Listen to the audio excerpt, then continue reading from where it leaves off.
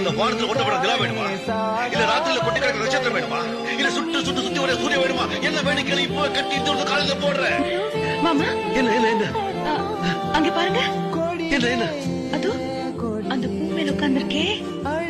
அந்த பட்டாப்பூச்சி இருக்குல்ல அந்த பட்டாப்பூச்சி வேணும் மாமா